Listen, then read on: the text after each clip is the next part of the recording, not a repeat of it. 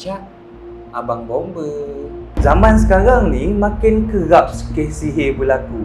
Senang cakap, mana-mana kita pergi, mesti kita akan dengar kes sihir berlaku di keluarga kita ke, kawan-kawan kita ke, jiran-jiran.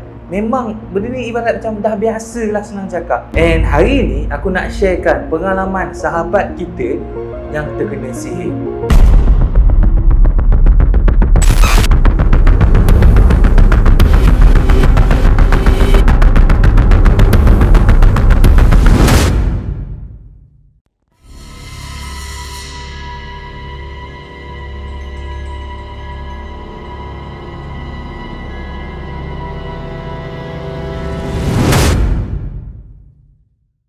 Assalamualaikum guys, welcome back to my YouTube channel. Selamat malam, welcome to Story Puaka. Apa khabar semua? Ada baik ke hari ni? Mestilah ada baik sebab ada cerita, betul tak? Tapi sebelum saya sambung cerita, don't forget to touch that subscribe button. Don't forget to like this video. If you like this video, please share with your friend, your neighbor, your father, mother. Share with them. Let they see this video together with you. Okay, selain pada itu, jangan lupa untuk follow saya di social media dekat bawah. InsyaAllah ada rezeki nanti saya nak buat giveaway. Giveaway apa? Korang kena tunggu, sabar. Cerita pada malam ni tentang seorang lelaki yang bernama Daniel.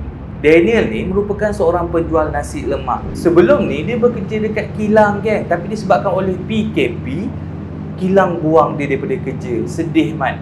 So bila kilang dah buang daripada kerja, buang serta-merta tak ada notis, terus kena buang, langsung hilang.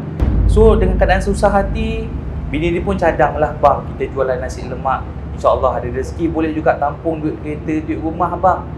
Ni kalau tak ada duit langsung ni, last nanti kita makan cengkerik bang.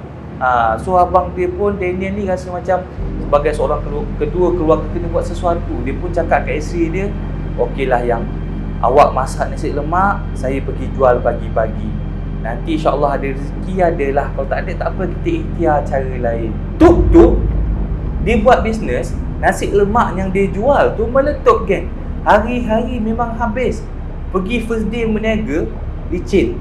Second day dia tambah order, pun licin. Third day pun licin. Kenapa boleh maju sangat ni? Pakai pelaris ke? Bukan geng, sebab kawasan strategik.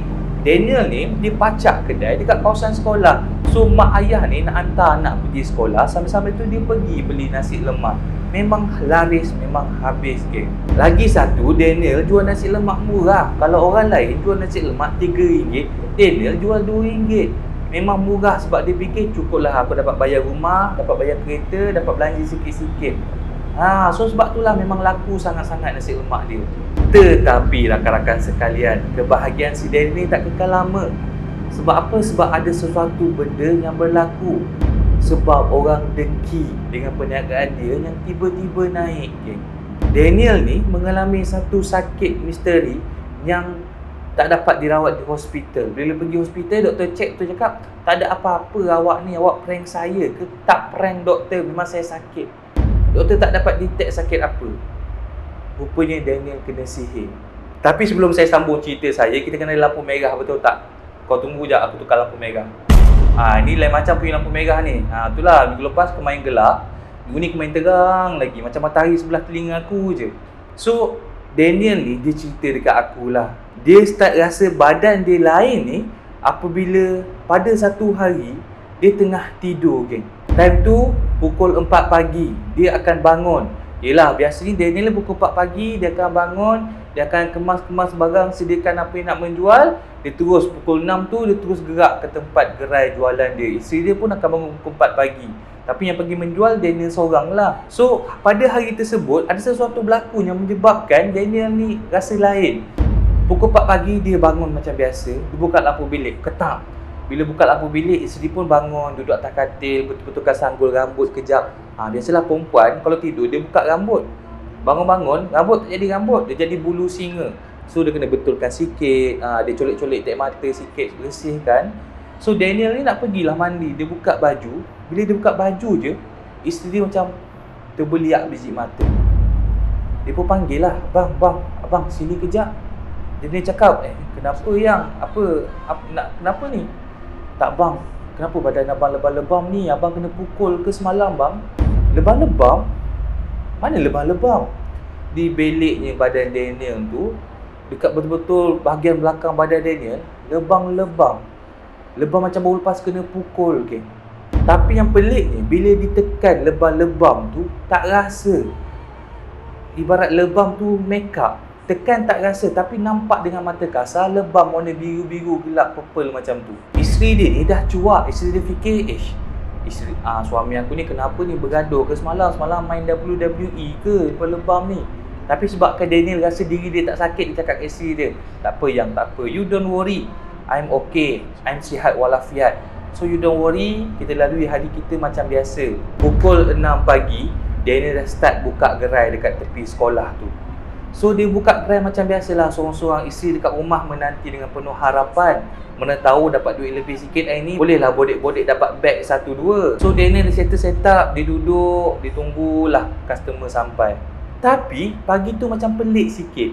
Pelik sebab usually pukul 9 nasi lemak atas meja dia dah kosong, dah boleh bungkus-bungkus balik rumah. Tapi yang peliknya hari tu, geng, pukul 11, pukul 12, satu nasi pun tak dapat jual. Sedih, babe. Modal dah keluar ni nak masak nasi, tapi RM1 pun tak terjual. Time ni, Daniel fikir, tak apalah, aku stay lah dulu, dah tengah hari panas berdenting ni. Memang panas gila, geng. Tiba-tiba isteri dia call, turun. Hello yang, kenapa call? Abang kat mana, kenapa tak balik lagi? Yang, hari ni niaga kita kurang untung lah, orang tak beli nasi kita. Oh, ya ke bang? Tak apalah, abang balik lah, dah pukul 1 ni. Nanti demam pula. Yelah, baiklah yang. Time tu, Daniel dengan rasa kecewa, dia tengok nasi lemak dia tak terjual walaupun 1 bungkus. Daniel terus cakap, okey lah, nak pukul 1 kan, dah nak azan Zuhur ni. Tak apa, aku akan sedekahkan semua ni kepada surau. Maybe hari ni bukan hari aku. So Daniel pun dia packing lah setiap nasi, dia letak dalam kertas coklat tu kan. Dia packing, dah siap semua, dia bawa dalam plastik, dia pergi dekat sebuah surau. Sampai dekat surau adalah time tu Bilal tengah set up nak solat Zuhur kan. Lepas tu dia cakap kat Bilal, ini ada sikit nasi ni, saya sedekah. So Bilal pun tengok nasi ceria. Bilal tu badan gempal-gempal, nampak nasi macam, ya Allah, nasi lemak ke, saya punya favourite. Bilal pun terus buka plastik tu, dia buka-buka, Bilal terus jauhkan daripada muka dia. Kenapa? Sebab buka je plastik tu, bau, geng. Bau makanan basi menerpa ke muka Bilal. Dan tu Bilal cakap lah, Daniel, awak ni nak tipu saya ke? Ni macam bau bedah basi je ni. Daniel tak percaya, yelah baru bungkus, elok. Dia pun ambil nasi tu, dia buka, memang dah basi, geng. Nasi lemaknya baru bungkus 5 minit tadi dah lembik. Telur dia dah keluar lendir-lendir. Dia punya sambal pun dah berbuih-buih, geng. So Daniel fikir, maaf Bilal, tak apalah, maybe tak ada rezeki lah hari ni.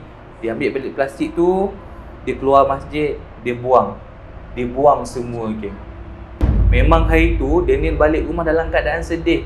Yelah, mana tak sedih, semua ni makan modal. Kau nak masak nasi lemak, kena ada duit nak rolling modal. Tapi itulah, bila tak ada modal ni, nak buat nasi lemak pakai apa? Nak beli daun pandan, nak beli ikan bilis. Dah tak ada modal ni, nak pakai apa?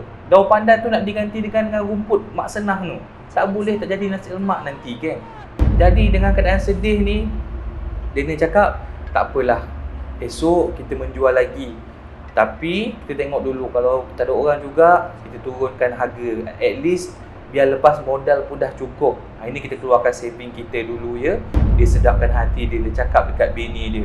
Bini dia pun macam, baiklah abang, maybe bukan rezeki kita hari ni. Setia bini dia, bagus. Malam tu, dia tidur macam biasa. Diorang ni pukul 10 dah tidur, maklumlah orang meniaga kan.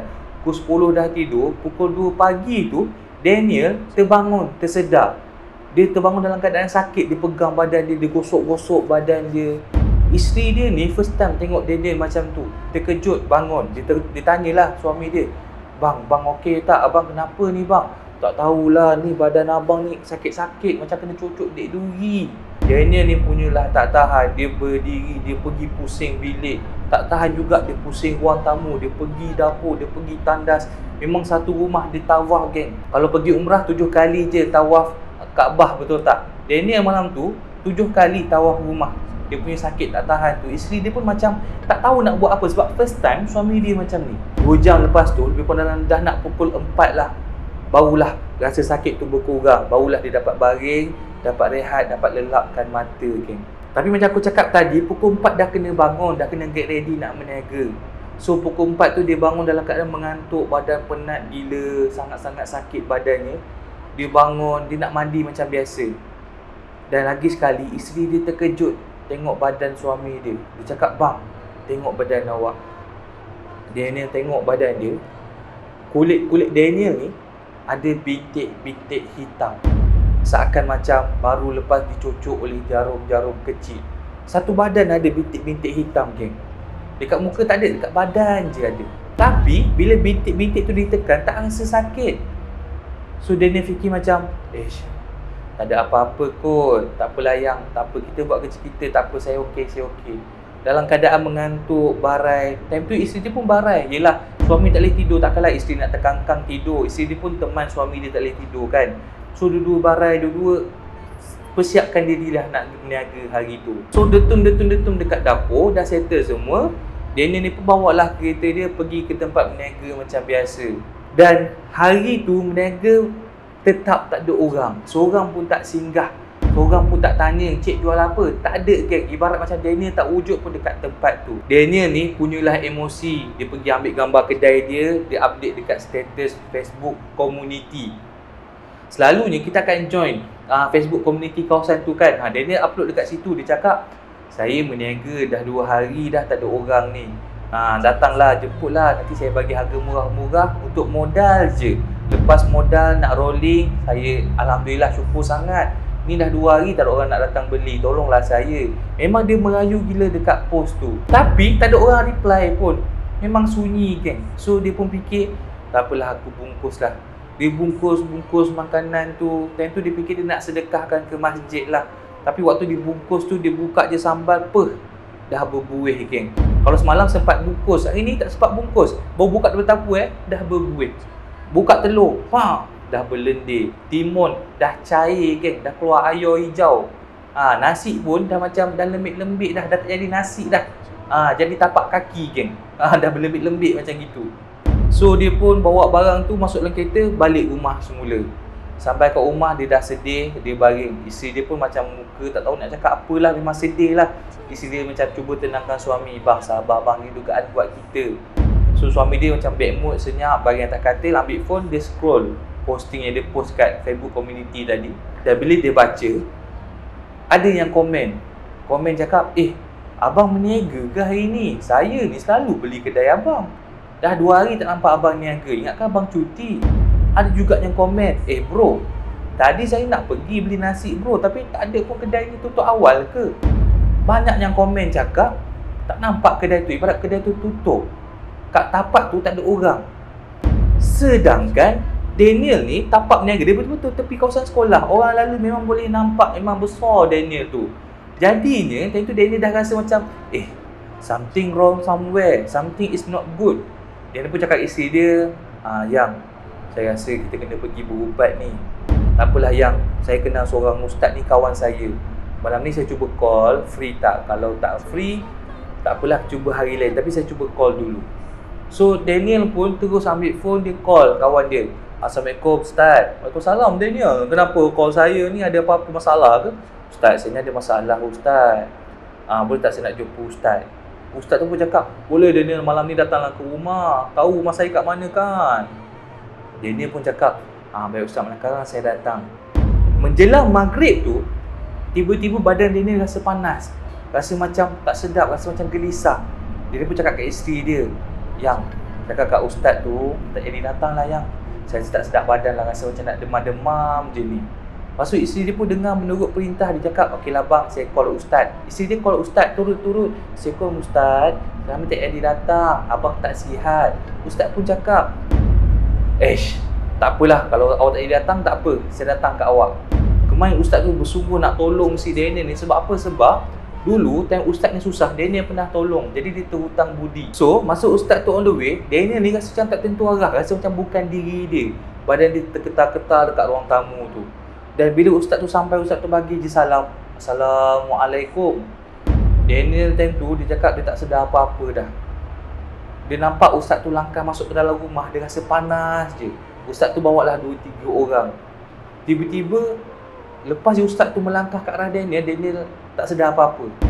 Dia rasa macam dunia gelap, dia rasa macam pengsan. Sedar-sedar je Daniel dah ada atas katil, baring elok je. Tapi apa yang isteri Daniel cerita, yang bagi tahu dekat Daniel, dia cakap, abang, masa ustaz tu nak ubatkan abang tak sedar tau. Abang seakan jadi orang lain. Abang keluarkan seorang suara garau. Suara tu cakap yang ada jin yang tengah jaga abang. Dia tak nak bagi abang meniaga. Dia nak biar badan abang penat, biar saya penat, supaya kita tak meniaga dekat tempat tu. Tapi abang memang seram bang. Abang berdiri macam gitu, mata abang merah, rambut abang kusut masai. Memang macam bukan suami saya lah. Memang saya tak kenal pun abang time tu. Tapi apa yang abang ceritakan waktu abang tak sedar tu, abang cakap yang orang jahat ni, dia dah tabur tempat berniaga kita dengan tanah kubur bang. Dia tabur supaya bila abang langkah, abang buka kedai kat situ, tak ada orang nak datang. Dia buat macam gitu bang. Lepas tu dia juga cakap yang buat ni bang, memang dia nak kita letih, nak kita stop berniaga. Dia tak suka tengok kita macam, tak suka tengok kita senang bang. Laki dia tanyalah, dia cakap tak siapa yang buat. Tak tahulah bang, ustaz tu tak bagi tahu. Tapi ustaz tu bagi hint yang suruh kita berjaga dengan orang terdekat. Sebab yang buat ni pun orang terdekat bang. Time tu dia dah rasa macam gelisah, rasa macam sedih lah orang terdekat buat macam tu. Sedangkan dia ni kena buang kerja, meniaga nasi lemak just untuk tampung bayaran kereta dan rumah. Tapi kena pula macam tu. Isteri dia juga cerita yang cara dia ni kena sihir ni adalah dengan cara pakai patung. Patung tu diletakkan gambar Daniel. Maybe gambar Facebook ke, dia download ke, dia lekatkan dekat patung tu. Apa yang dia buat dekat patung tu akan jadi dekat Daniel. Contohnya malam pertama Daniel lebam-lebam, bermaksud dia pukul patung tu berkali-kali supaya badan Daniel lebam-lebam. Yang kedua, sebab jarum tu kan rasa macam mencucuk je badan Daniel. Sebab orang tu ambil jarum, dia cucuk patung tersebut. Biar apa jadi dekat patung tu terjadi dekat Daniel. Tapi nasib baik baru 2 hari kan benda ni jadi, dia terus berubat. Rotak lagi teruk. Lepas berubat tu, Daniel getting better. Tapi ustaz cakap yang orang ni Daniel, dia takkan putus asa selagi tak nampak kamu jatuh terduduk. Jadi kamu kena kuat, tanam dalam diri kamu iman tu banyak sikit. InsyaAllah tak ada apa-apa. Dan sehingga kini dia cakap gangguan tu ada, tapi masih boleh dihandle. So jaga-jaga. Sekarang ni sihir siapa-siapa je boleh kena. Na'udzubillah min zalik. Allahumma inni kuntu minaz zalimin.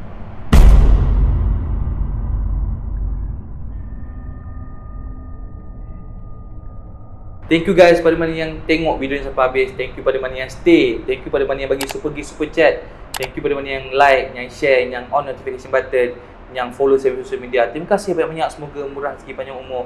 Kita jumpa dalam next story puaka. Jangan biarkan malam anda menjadi story puaka. Assalamualaikum. Ciao.